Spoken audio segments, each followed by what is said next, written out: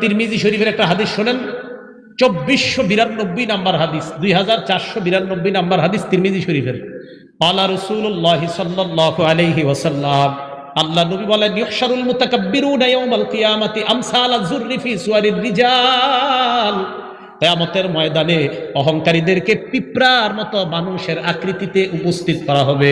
পিঁপড়ার মতো, পিঁপড়ার মতো অহংকারীদেরকে কিয়ামতের ময়দানে পিঁপড়ার মতো মানুষের আকৃতিতে উপস্থিত করা হবে। মানুষের আকৃতিতে উপস্থিত করার পর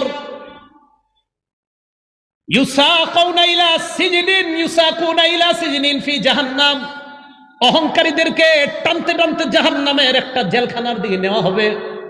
ইউসাম্মা বুলাস, ওই জেলখানাটার নাম হলো বুলাস। বলেন কি নাম? জাহান্নামের একটা জেলখানা, নাম কি বলেন তো? এই বুলাস নামক জাহান্নামের দিকে কাদেরকে ডেকে নেওয়া হবে? টেনে নেওয়া হবে অহংকারীদেরকে। আবার বলছি, নবীজি বলেন অহংকারীদেরকে কিয়ামতের ময়দানে পিঁপড়ার মতো মানুষের আকৃতিতে উপস্থিত করা হবে। এরপর তাদেরকে টেনে নেওয়া হবে জাহান্নামের একটা জেলখানার দিকে, যে জেলখানাটার নাম কি? বুলাস।